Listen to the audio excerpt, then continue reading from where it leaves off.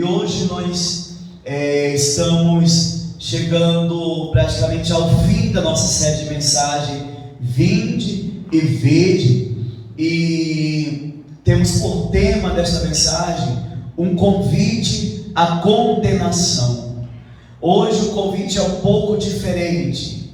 Hoje a palavra do Senhor, ela vem a nós com uma verdade que ela sempre foi apresentada pelo Senhor Jesus Cristo, onde ela sempre foi tratada pelo Senhor Jesus Cristo de uma forma prática e aplicável, e na ausência da prática e dessa aplicação na vida, as consequências são reais, as consequências são imediatas, porque a palavra de Deus diz que quando a gente crê em Jesus, nós recebemos a vida eterna, mas quando nós não cremos, a ira de Deus permanece, a condenação permanece, ela não vai vir acontecer, a condenação já é uma realidade. E lá em João capítulo 6, que é o texto da nossa meditação nesta noite, do versículo 66 ao 68, a palavra diz: desde então muitos dos seus discípulos tornaram-se para trás e já não andavam com ele. Então disse Jesus aos 12: queria vós também retirar-vos? Este é o convite que o Senhor Jesus agora está fazendo para os seus 12 discípulos. Esse convite não é feito para a massa. Esse convite não é feito ao primeiro contato com as pessoas. Esse convite é feito para aqueles que, em um grau de caminhada, a um certo nível de interação, intimidade, comunhão com Deus, chegam a uma realidade aonde enxergam uma estagnação na sua própria vida, um quadro infrutífero, enxergam uma apatia espiritual. E neste momento Jesus chega para esses discípulos, para aqueles que acham ou que tenham certeza que são discípulos por estarem há um dado tempo lidando com a realidade da igreja, com a realidade da palavra, com a realidade de testemunhar visualmente os feitos de Deus, e assim subentender que é um discípulo, que é um seguidor, que pratica as obras de Cristo, simplesmente por estar em contato com essas coisas, em contato com a realidade espiritual, sem exercê-la, sem praticá-la, mas experimentando-a.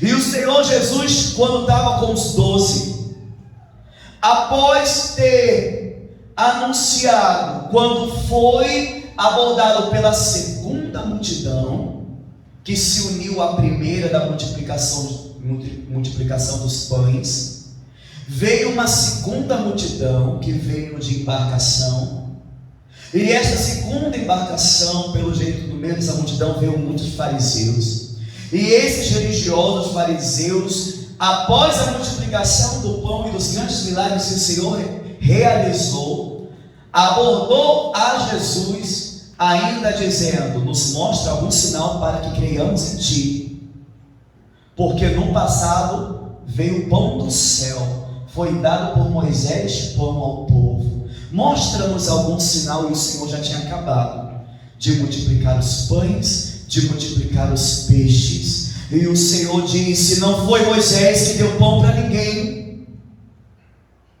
foi o meu Pai. E aquele não é o verdadeiro pão sou eu sou o pão. Quem comer da minha carne e beber do meu sangue, esse terá vida. Aquele que vive por mim, por meu intermédio, se alimenta da minha presença. Diante desse discurso, os discípulos disseram: duro demais é esse discurso, Quem o poderá suportar? Quem poderá suportar essa pregação? Quem poderá suportar essa mensagem? E diz, como está aqui escrito: desde então muitos dos seus discípulos tornaram-se para trás e já não andavam com ele.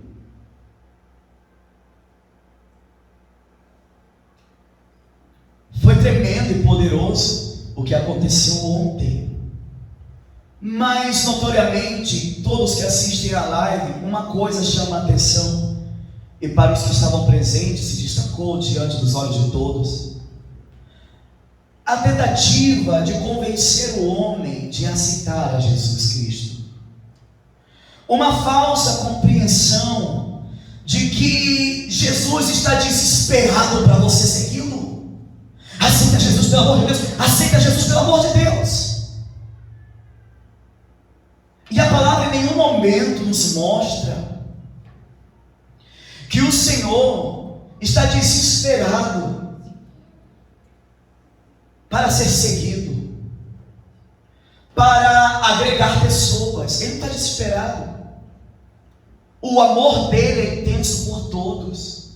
Ele ama a todos, mas esse amor respeita escolhas, respeita decisões, respeita a qualidade da fé que cada um tem, a qualidade do pensamento que cada um tem, a qualidade de vida que cada um quer viver, e o destino onde cada um quer chegar.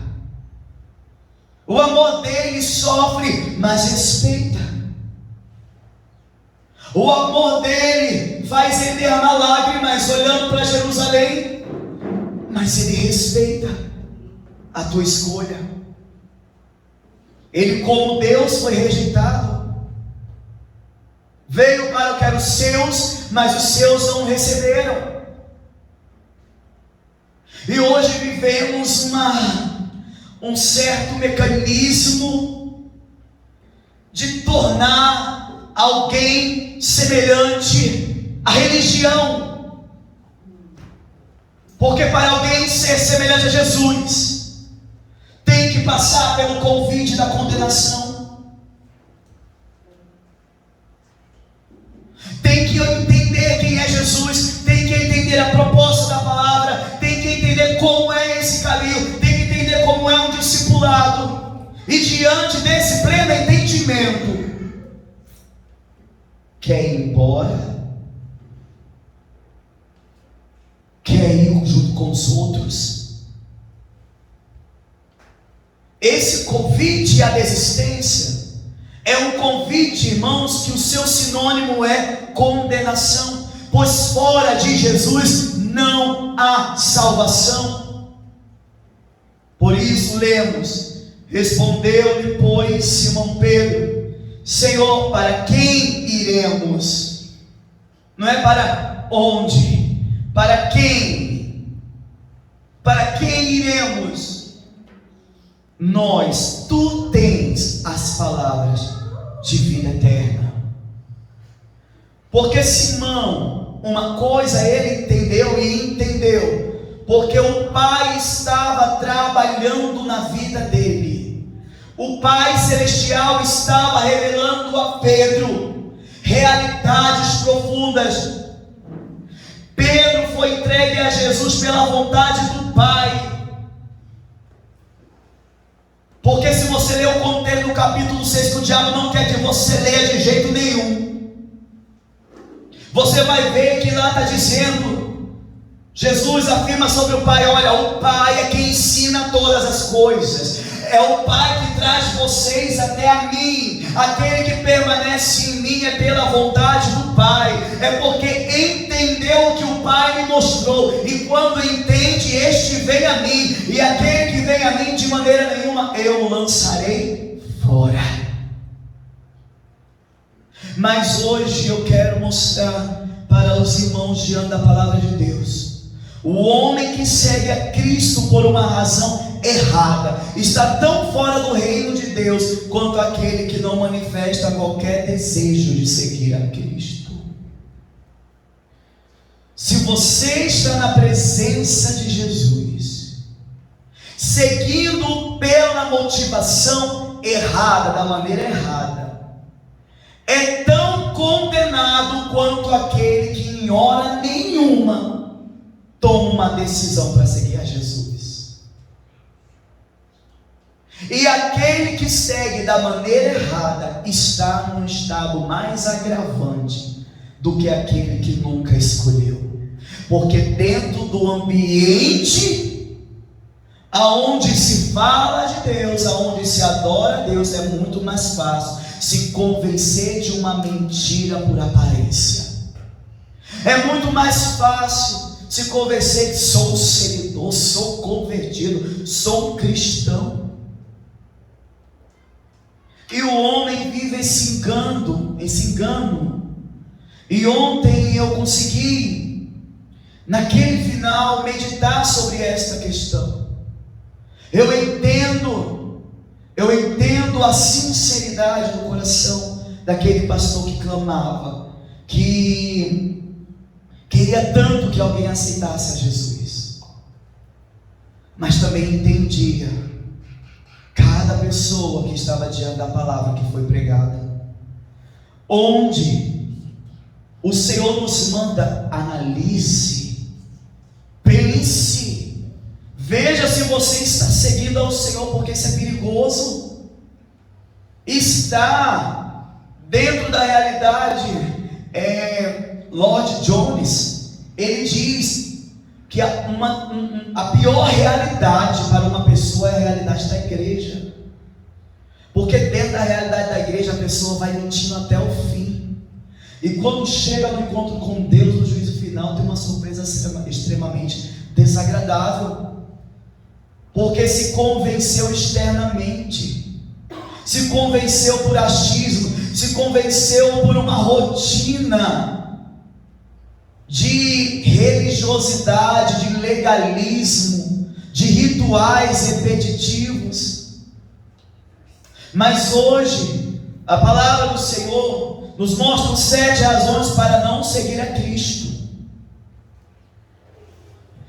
Eu quero deixar 7 razões para você não seguir a Jesus. Pois a palavra diz: aquele que está sujo, suje-se mais, para ir para o inferno convicto do que está fazendo.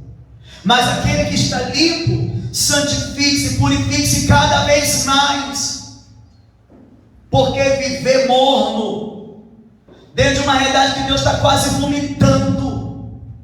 vomitando essa espécie, esse genoma, essa mutação de discípulos, que nada se parece com seu mestre. Uma mutação de discípulos que não almejam viver como nós vemos em Atos Apóstolos, dia após dia, pregar o Evangelho. Todo dia reclamamos, falamos de um ambiente espiritual morno, falamos de um ambiente espiritual opressivo, mas quando nós olhamos para Atos Apóstolos, acontece que discípulos seguem a Jesus em tempo e fora de tempo, pregam em toda hora. Quem faz acontecer é aquele que serve, é aquele que busca. Discípulo não espera multidão e muito menos massas para fazer a obra do Senhor. Discípulo faz acontecer, porque Jesus faz as coisas acontecerem. Por isso eu quero te dar 7 motivos para você não seguir a Jesus. O primeiro motivo que você tem para não seguir a Jesus: seguir porque outros seguem. Eu não sei se você parou para pensar o que te levou a seguir a Jesus. No versículo 23 do capítulo que nós lemos de João 6, vai mostrar que chegou uma segunda multidão procurando a Jesus, e que essa segunda multidão, alguns dentre eles, arrogantemente pede a Jesus um outro sinal. E é neste momento que Jesus vem com a sua pregação extremamente dura, revelando a natureza, pé no chão do Evangelho. E é nesse momento que a multidão vai embora e revela que não quer nada com Jesus. O pão que enche a barriga a gente quer. Manda o pão, mostra o pão que enche a barriga. Estamos com você. Agora essa história que você é o pão, meu filho, essa história que ele tem que comer a tua carne, isso ainda pra gente não. A gente quer pão que sacia a nossa vontade. A gente quer ver milagre. É isso que a multidão esperava. A multidão, como princípio da sua criação, a multidão surge através de uma efervescência.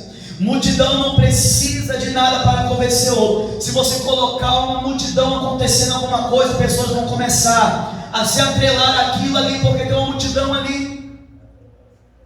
E hoje nós vemos grandes movimentos. Não estou condenando o movimento cristãos, não, igrejas que têm uma roupagem extremamente moderna, uma pregação bem tribalista, ou seja, para determinados grupos sociais específicos. Não estou julgando. Dentre estes, o Senhor tem salvado pessoas sinceras e transformado. Mas eu quero dizer que eu tenho visto pessoas que vão para a igreja, como eu me deparei com essa realidade lá em Fortaleza. Pessoas vão para a igreja, mas quando chega em casa é cachaça, é bebida, é festa, é tudo que não presta, é prostituição. Por quê? Porque hoje tem essa anomalia de ser um discípulo desassociado da vida de Cristo. Ser discípulo, eu vou lá na igreja, sou discípulo, cheguei em casa, agora é outra vida, é uma outra questão. Minha vida social não tem nada a ver com igreja. Minha vida dia a dia não tem nada a ver com igreja. Esse é um condenado ao inferno, é um filho do diabo. É uma pessoa que vai queimar, se enganando. E a tolerância para essa pessoa é infinitamente menor do que para aquele que nunca conheceu o Evangelho. A tolerância para nós que vemos milagres, libertações, vemos o poder de Deus e andamos numa apatia tremenda, para nós a tolerância é zero, diz o Senhor Jesus. Mas tolerância para Sodoma e Gomorra, o povo da prostituição, que queria fazer sexo com os anjos, muito mais tolerância para eles do que para nós que vivemos um chamado integral, vivemos um ministério de intenso poder. Há uma tolerância zero para nós, porque conhecemos, experimentamos, como diz Hebreus capítulo 6, uma vez experimentamos os poderes vindouros, a palavra de Deus, e caindo, não tem mais como renovar. Porque o que nós procuramos a mais, você está experimentando a glória, tudo que Deus tem dado, e não é suficiente para te manter firme nele, para te manter como um soldado inabalável, e ainda duvida da sua fé, da sua caminhada. Você fez a pergunta: o que me levou a seguir a Jesus? Será que eu não segui a Jesus porque fulano seguiu, meu amiguinho seguiu, meu coleguinha seguiu, meu priminho, meu irmãozinho, meu pai, minha mãe, fulano, minha família seguiu? Não foi por ali também, todos foram. Porque geralmente uma coisa que acontece muito, o cônjuge, meu namorado foi, a namorada foi, o meu esposo, meu marido foi, estou indo. E por ter se colocado dentro dessa realidade, porque seguiu a multidão, porque seguiu a maioria, entrou pelo motivo errado e está parasitando em meio ao corpo de Cristo. É como uma verruga, é como um câncer, é como um tumor que não faz parte do corpo operante de Cristo. E eu preciso me avaliar, eu preciso entender isso, eu preciso gritar para o Senhor: Senhor, transforma-me. Eu preciso sair dessa realidade como tentaram aqueles discípulos: eu vou te seguir, Jesus. E deixar Jesus mostrar os pós e contras. A segunda razão para você não seguir a Jesus Cristo: Cristo não satisfaz os interesses e desejos pessoais. Veja no versículo 26 da palavra do Senhor. O versículo 26 diz assim: Jesus respondeu e disse: na verdade vos digo, que me buscais não pelos sinais que vistes, mas porque comeste do pão e vos saciastes. Foi a resposta que o Senhor deu para a segunda multidão que o abordou. Quando pediram sinais, vocês não me buscam por causa dos sinais, preste atenção. Vocês não estão me buscando por causa dos sinais, mas pelo pão que vos saciastes. Ou seja, nem a multiplicação que eu fiz, nem o poder que se manifestou convenceu vocês. É o que Jesus disse. E prova disso é que estavam pedindo um segundo sinal. Então, ele acabou de fazer um milagre, estavam pedindo outro, porque os sinais não convenceram.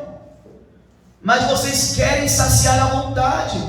E Jesus com isso está dizendo: Cristo não satisfaz os interesses e desejos pessoais de ninguém. Se você está aqui hoje por um interesse pessoal teu e de mais ninguém, para a tua vontade ser feita, vai embora e não volta mais. Sabe por quê? Porque você vai viver martirizando, torturando o teu ser. Jesus não está aqui para fazer tua vontade pessoal. Jesus está aqui para que você faça a vontade dele. Mas até hoje fica encobrindo, fica cegando o teu entendimento de qual é a vontade de Deus, falando: eu não sei qual é a vontade de Deus, porque você só coloca a tua vontade. Quando vai orar, o que você fala? Pede o que você quer. Você não busca a vontade do Senhor. Esse é o evangelho mentiroso, infrutífero, que a religiosidade hoje está vivendo, que a massa está vivendo, o fenômeno da massa está vivendo. A massa gospel, a massa worship, a massa que tem Jesus. Para todo lado é Jesus, para todo lado é o nome de Jesus. Mas a vontade dele está sendo feita. O testemunho dele está sendo anunciado. Ele não é o gênio da lâmpada. Ele não faz milagre sem um único propósito de fazer a vontade. Ele diz: nada do que eu faço é a minha vontade, mas é a vontade do meu Pai. Cada milagre de Jesus que ele faz ainda hoje através da sua igreja é para apontar para o reino de Deus, para revelar um reino de justiça e de misericórdia. A terceira razão pela qual você não deve seguir a Jesus é que fenômenos sobrenaturais não podem salvar ninguém. Veja no capítulo 2 de João, versículo 23.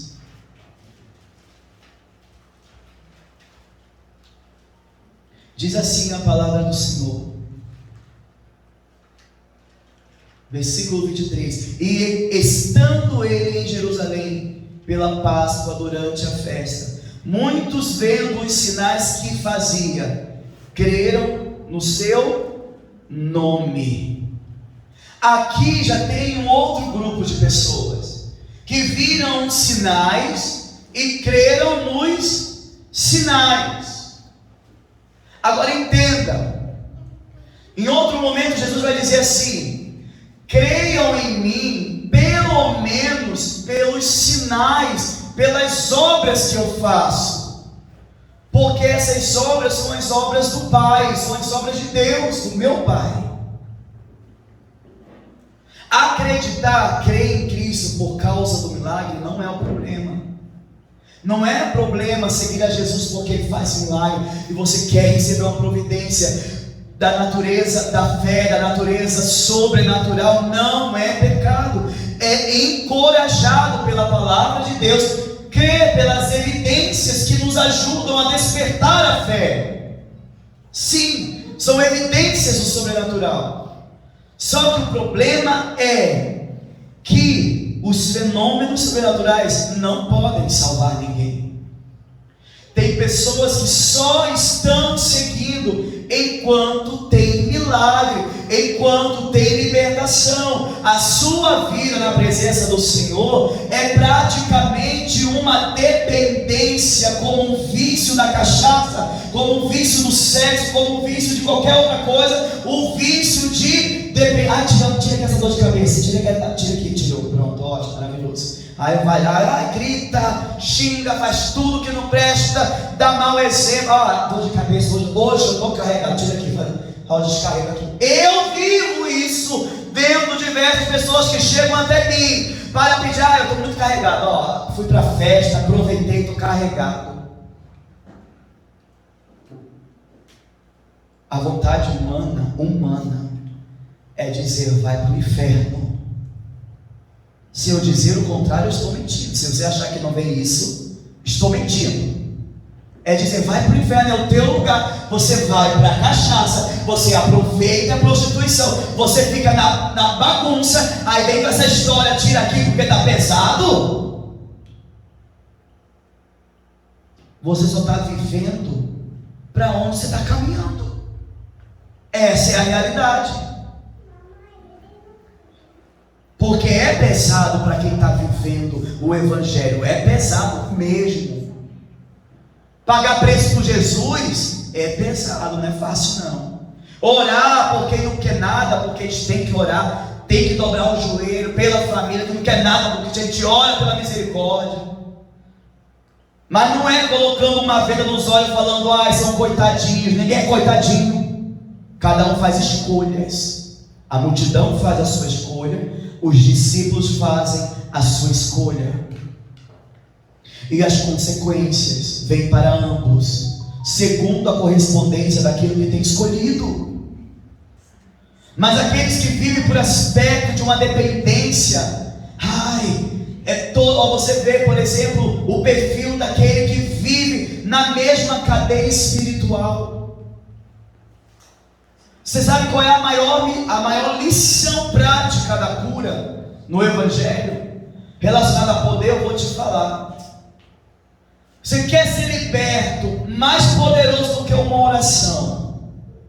Mais poderoso do que uma oração. Presta atenção, para ser liberto de uma caixa infinita de demônios, de uma enfermidade espiritual que colocaram em você na maior magia, na profunda magia. Mais do que a oração. É quando você para de olhar para a tua caixa de demônios. É quando você para de olhar para as tuas enfermidades. Você passa a fazer mais pela vida do outro.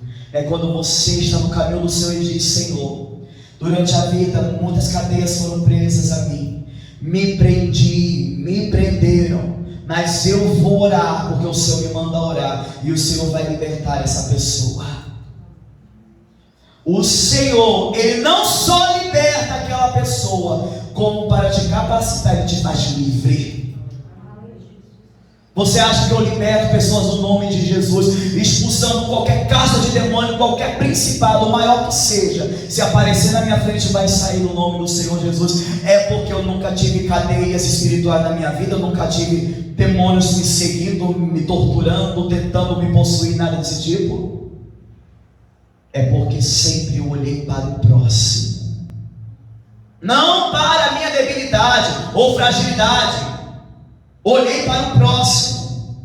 E quando eu fui ver a força que eu tinha, a cura que eu tinha, a libertação que eu tinha, era tão transbordante, porque o Senhor, quando nós olhamos para o próximo com um olhar de misericórdia, porque é assim que Ele olhava para a multidão, mesmo interesseiros, mesmo um povo que só quer encher o bucho, mas Ele olhava com misericórdia. É essa a diferença. Você olhar para aquele que precisa, pode ser a pessoa mais gananciosa do mundo, interesseira, mas você ama as pessoas e você quer ajudá-las. Não ficar julgando-as, porque essa não é a nossa missão, mas ajudá-las. Uma frase que Cláudia sempre fala, ela me ensinou, que Maria Teresa de Calcutá citava muito, que ela foi abordada por um homem que disse assim: você está ajudando essa pessoa que nem merece, Aí ela respondeu para esse homem, que é um homem muito sábio. Ela diz: ou eu ajudo, ou eu julgo. Isso é verdade. Se eu ficar procurando quem é a pessoa que merece ou não merece, quem é o certo, quem é errado, você não faz nada. Você ou é chamado para ajudar, ou você não foi chamado para isso, ou você é um juiz, ou você só sabe julgar. Se a tua postura é julgar os outros, desista do papel de ser discípulo, de fazer alguma diferença. Mas se você quer fazer a diferença, passe a ajudar, ao invés de ficar julgando. Eu não vou dar uma ajuda para aquele jovem, aquele adolescente que vai comprar drogas, porque vai trocar por isso. Se você sente no coração de ajude. Se você quer compre uma comida e dá, mas vai trocar, vai fazer não sei o quê. Não faça o que você tem que fazer. Ame e não viva numa dependência como aqueles que egoístamente pediam: faz um sinal, mostra aí, vai. Mostra aí um sinal para ele ver você. Parece que está falando com um bicho, parece que está falando com qualquer pessoa, parece que está falando com um mágico, com alguém que está brincando de fazer milagres. E Jesus, em outra oportunidade, foi abordado da mesma forma, disse: nenhum sinal vos será dado. Nenhum sinal vos será dado.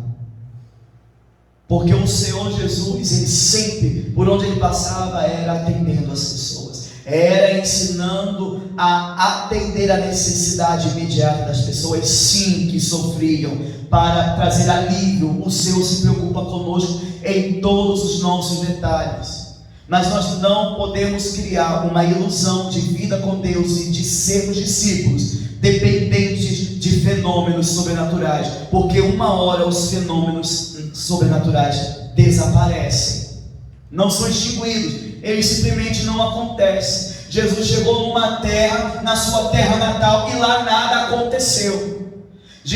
A palavra diz que ele quase não pôde curar ninguém, porque na sua terra natal, quando olhavam para ele, olhavam para ele como um carpinteiro, filho de José. Olhavam para ele como um mortal qualquer, e não criam nele. E naquele cenário de incredulidade, não poderia brotar o sobrenatural. O Senhor não conseguiu operar milagres naquele lugar. E tem momento na nossa vida que é assim. Isso se aplica a momento na nossa vida pessoal, passando por determinados vales, provações, no nosso contexto social, também cultural, porque eu vejo algumas regiões de algumas outras nações, quantos são sedentos pela cura, quantos são sedentos. Eu fico assim: Senhor, cadê o corpo? Parece que não tem aleijado que quer andar, parece que não tem cego que quer ver, parece que não tem pessoas que querem ser curadas, que creem nisso. Não tem. Cadê os enfermos? Eu procuro e não estou achando. Eu falo, quem quer ser curado, mas há uma apatia generalizada, porque o amor está se esfriando, e a fé, como o Senhor Jesus diz: será que quando eu voltar encontrarei fé no mundo?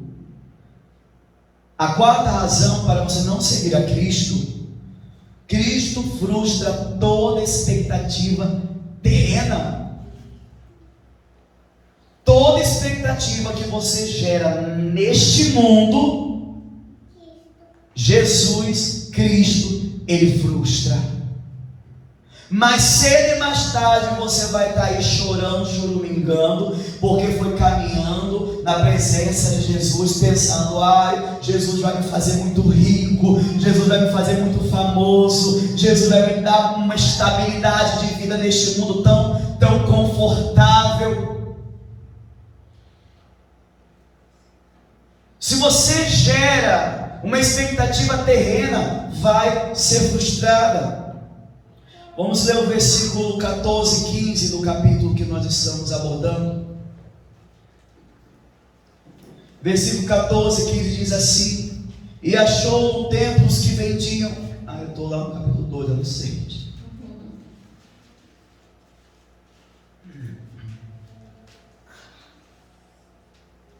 Diz assim: vendo, pois, aqueles homens o milagre que Jesus tinha feito, diziam: este é verdadeiramente o profeta que devia vir ao mundo. Sabendo, pois, Jesus que havia de vir arrebatá-lo para o fazerem rei, tornou a retirar-se ele só para o monte.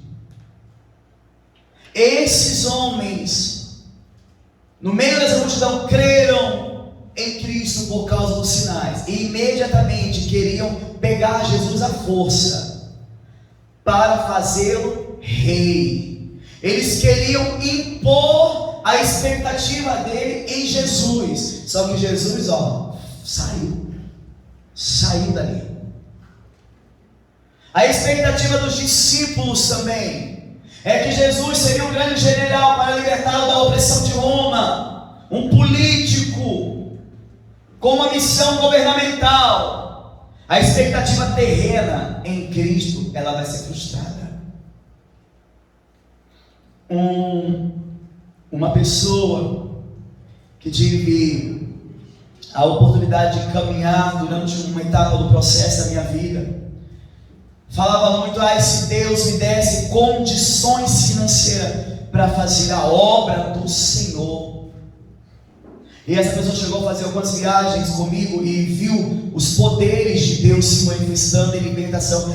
Essa pessoa ficava maravilhada, sedenta. Ela pegava o carro e me levava, fazia questão, vinha enquanto estava vendo o movimento de milagres, enquanto estava vendo, ia, mas sempre dizia: se eu tivesse, eu ia fazer a tua obra, eu ia construir a tua igreja, e ficava fazendo essas promessas, e que eu já estou saturado disso, eu escuto muito isso. Se eu ganhasse na Mega Sena, eu ia te fazer. Me dá agora com o pouco que você tem para me fazer a obra.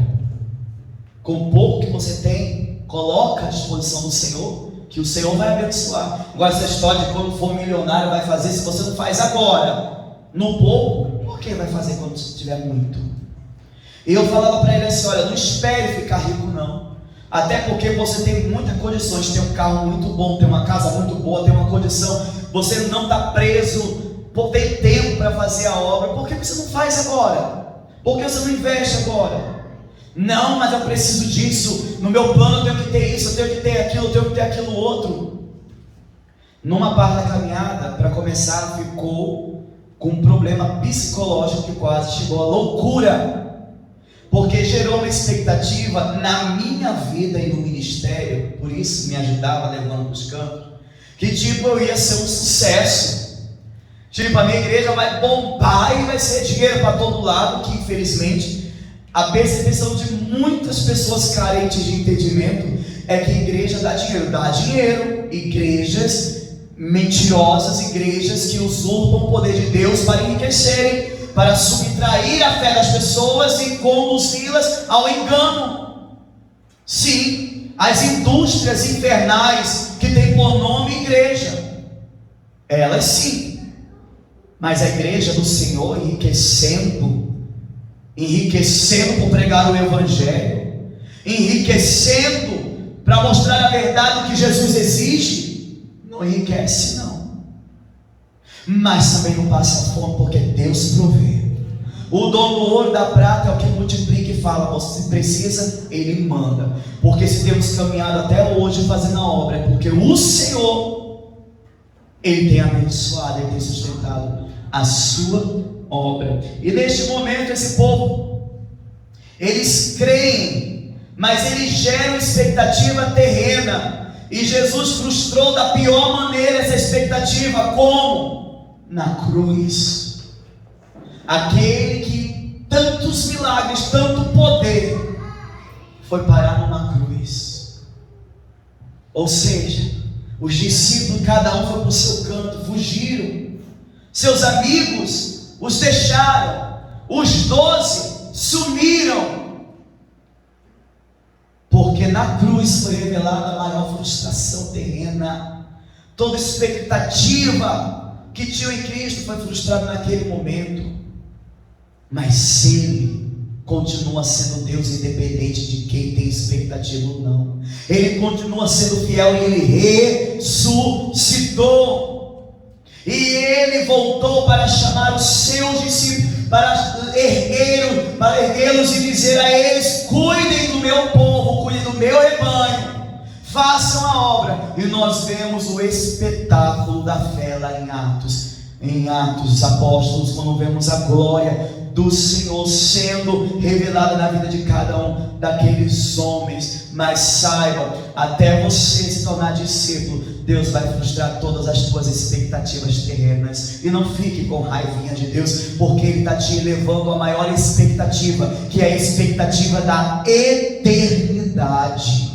Aleluia. Quinta razão pela qual você não deve seguir a Cristo é porque Cristo exige exclusividade total. Ele fez isso quando apareceu para Pedro e disse: Pedro, tu me ama mais do que a todos estes? Ele disse: você não deixa tudo. Se você ama mais o pai, ama mais a mãe, o irmão, se ama qualquer um mais do que a mim, não é digno de mim, não pode ser o meu discípulo. Isso é o que? Exclusividade total. Ele quer a sua atenção, Ele quer a tua força, Ele quer o teu ser. Ele não quer você perfeito, pronto, Ele não quer a tua capacidade, Ele quer você focado nele e realizando, porque Ele vai te dar força para isso, amém? A sexta razão: por sua causa seremos odiados, perseguidos e mortos. Jesus deixou por diversas vezes isso muito claro. Por minha causa o mundo vos odiará, vos colocarão nas prisões, perseguirão. Se você é discípulo de Jesus e não é aquele que está no meio da multidão, saiba, o mundo vai te odiar quando você, como cristão, estiver interagindo com a sociedade. Você vai encontrar bloqueio simplesmente porque você leva a presença de Jesus no teu viver, os princípios de Jesus no teu viver. E quem é que quer seguir alguém, Jesus? Para ser apedrejado, para ser odiado. As pessoas querem ser aceitas, as pessoas já vivem uma síndrome de baixa autoestima, de rejeição. Mas vir para Jesus é ser rejeitado. Imagina a pessoa com síndrome de rejeição vindo para Jesus escutando: você vai ser rejeitado. Mas essa é a verdade. Aí você vai ficar mentindo para aquela pessoa, criando um ambiente de popularidade para ela se sentir o máximo, sem raízes nenhuma. O mundo vai arrancar essa árvore da presença do Senhor. O diabo não mede esforços. Quando ele vê a fragilidade de um crente, ele esmaga até o último pedacinho. Se aquela pessoa não estiver firmada verdadeiramente no seguir, no ser discípulo do Senhor Jesus. A sétima razão para não crer em Cristo, para não segui-lo: Cristo não deixa ninguém iludido. Pense num homem verdadeiro. Ele diz: eu sou a verdade. E não adianta vir com um pouquinho para Jesus. Quem tentou, ouviu. E ouviu, veio. Ontem preguei sobre isso em Lucas capítulo 9. Quando 3 pessoas chegaram até Jesus. A primeira se prontificou a segui-lo, dizendo: eu vou te seguir para todo lugar que fores. Ele disse: a raposa tem o seu covil, as aves do céu o seu ninho, mas o filho do homem não tem onde reclinar a cabeça. Cai na real com a tua vidinha aí de bam, tua vidinha de confortinho, de zelinho pessoal, de frescurinhas. Você quer seguir aquele que não tem nem aonde colocar a cabeça, que vive da dependência. Tem gente que chega para mim, acha que a vida é fácil, acha que as coisas é fácil, porque vê hoje, pela nossa caminhada, que só Deus sabe por onde passamos, o que enfrentei. Aí chega hoje, acha que é fácil, acha que é rico, que tem tudo, coitado. Eu digo: você não sabe o que é fé e depender do Senhor, porque até hoje eu dependo do Senhor. Eu não tenho fonte de renda. Eu fiz faculdade teológica, me chamaram de doido quando eu entrei na faculdade, porque disseram: você vai fazer faculdade de teologia, porque você não vai fazer primeiro uma outra faculdade para garantir sustento e depois faz teologia. Conheço vários pastores que falam para mim audivelmente, se vierem aqui à frente eles falam a mesma coisa: primeiro me garantir no meu emprego, primeiro me garantir numa aposentadoria, e hoje faço a obra. Eu não esperei a aposentadoria, eu não busquei outra faculdade, eu criei na palavra, porque a palavra diz: aquele que prega o evangelho, viva do evangelho. E até hoje eu vivo do evangelho e nunca faltou um caroço de feijão. Porque Deus, Ele é fiel. Mas as pessoas não acreditam nisso. Não acreditam. Mas eu digo: venha e vamos sentar para conversar. Como foi a caminhada. Porque me veio com um carro e diz: qual o carro do pastor? Mas não sabe que eu ganhei. E que sobrenaturalmente Deus faz ele ir e vir e não faltar combustível, graças a Deus.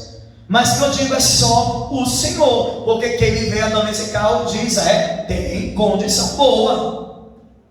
Graças a Deus eu digo: mais do que boa, porque o que é meu vem dos céus. Ele sustenta a sua igreja, Ele abençoa a sua igreja. Não porque pregamos um falso evangelho, mas é porque Ele não deixa ninguém iludido. Ele disse: filho, você vai abandonar, mas não vai ser fácil não. E não foi. Você vai passar por momentos muito difíceis, que vai parecer que você é o único que crê, que está sozinho, completamente. Você vai sentir nas mais densas trevas, rodeado por lobos e escorpiões, serpentes. Mas eu estarei contigo. Se você renunciar a tudo, eu vou suprir. Eu vou te dar no tempo presente 100 vezes mais. Tem gente que tem inveja, eu sei que tem inveja no ministério da minha vida. Mas eu digo: cumpra o que Jesus manda na palavra, abandona tudo, que Ele diz que vai te dar 100 vezes mais no tempo presente. Mas não é do jeito que você pensa. Quando você deixa para trás família, porque eu deixei família, eu deixei minha família. Recebi no tempo presente 100 vezes mais, porque aonde eu chego eu tenho família, aonde eu vou eu tenho casa, eu não tenho só aqui não, morada aqui. Aonde eu chegar, por onde eu passar, eu tenho teto para dormir. Porque 100 vezes mais o número de casas não significa que eu vou comprar casas, significa que aonde chegar eu vou encontrar um lugar de repouso. Porque quem garantiu foi Jesus. Porque Ele sabe o que a palavra dEle faz acontecer. Ele sabe o que a presença dEle faz acontecer. Eu sei que se caísse a comunidade aqui, lá, eu sei que nós, ministros do Senhor, que entregamos a nossa vida, nós não estaríamos desamparados. Eu sei que nós não passaríamos fome, porque cremos no Evangelho e Deus nunca nos deixou iludido. Também sei que ser fiel ao Senhor significa ser mais que vencedor, que hoje tem, amanhã pode não ter. Glória a Deus que não falta nada. Mas quando ele passou por um período na comunidade que era só cuscuz, e olha lá que era um cuscuz muito bem economizado, muito bem distribuído, porque era uma casinha do tamanho de um cubículo, contendo 15, 18 pessoas, uma em cima da outra, parecia uma pilha. E Deus sustentando, e Deus provendo, porque Ele não deixa ninguém iludido. O segundo lá em Lucas 9 que Jesus diz: olha, vem, me segue. Eu te escolhi, vem, me segue. Ele diz: eu vou, mas eu vou primeiro para casa, esperar o tempo de enterrar o meu pai, minha mãe, aí eu te sigo, Senhor. Deixa os mortos enterrar os seus próprios mortos e vem, me segue. Para enterrar, amor, tem muita gente aí, mas para pegar o reino de Deus são poucos. E eu te escolhi para pregar o reino. Um outro Jesus chama, ele diz: eu vou me despedir da minha família. Espera aí que eu tenho que dar um tchau para eles. Quem coloca a mão no arado não pode mais olhar para trás. É daqui por diante, deixa a tua família para trás. Quantos seguiriam a Jesus? Seriam discípulos. Por que esse ministério é diferente, hein? Sabe por quê? Porque uma que não está mais entre nós, mas deixou um legado de testemunho, que é a ministra Viviane, que hoje está diante da glória na presença do Senhor. Me lembro hoje quando eu me reuni com todos para buscarem a vontade do Senhor e falei: olha, o Senhor nos chama para viver uma obra. Agora o negócio é sério e é profundo. Tem que deixar tudo por Ele. Vai deixar casa, vai deixar tudo. E tudo que tem vai ser para o Senhor. Naquela hora ela disse sim. O marido dela disse não. Sabe o que ela disse na hora? Ei, hoje estamos nos separando. Hoje você pode ir para onde você quiser, porque eu vou seguir essa obra, eu vou no caminho do Senhor. É ou não é uma realidade vigente na presença de Deus? Agora eu digo, quem faz isso, irmão? Aí a gente não entende porque é um ministério que tem poder de Deus e que faz o que outros não fazem, não porque somos melhores, mas porque Jesus não deixa ninguém iludido. Ele disse: eu não quero não, eu não vou não. E depois foi. Mas foi por quê? Foi dentro dessa realidade que eu disse aqui. Não foi por Cristo, não foi para um discipulado, foi para não perder a mulher. E sabe o que sofreu, sabe que foi pior do que a tortura na pior dificuldade do mundo, porque viver a obra do Senhor sem realmente ter a intenção de ser como Cristo, só vai sofrer. Jesus não nos deixa iludir. Dou 7 motivos sim, para não seguir a Cristo, para não ser discípulo dele, para que entendam que quando Pedro disse: para onde iremos, para quem iremos se só tu tens as palavras de vida eterna? É que se no teu coração você está dizendo: eu quero Cristo e não vou desistir, vou continuar, é porque isso não vem de você, querido. Foi o Pai que te entregou para Jesus, e Ele não te lança fora. Mesmo se eu te desse 1000 motivos para desistir de Jesus, você permaneceria, porque aqueles que permanecem foi dado pelo Pai a Cristo. Você foi escolhido pelo Senhor, por isso o teu ser clama, por isso o Espírito de Deus se move no teu interior por Deus. Por isso você não desiste, mesmo com tantas falhas, mesmo com tantas fraquezas, mesmo com tantas frustrações, mesmo você se machucando na presença de Deus, porque sabe que está machucando o coração dele. Porque você não já desistiu? Porque Ele não te lança fora. Você está nos braços de Cristo, amém? É isso. Não importa quantos motivos sejam apresentados para você não seguir, porque quanto mais se diz para um discípulo: não me siga, ele segue, porque discípulo é chato, discípulo é prudente, discípulo é aquela coisa agarrada, não sai de perto. Não adianta discípulo pare, porque quando você diz para ele parar e ele para, nunca foi um discípulo. Quando você chama os discípulos para desistirem e eles desistem, é porque o Pai não os escolheu.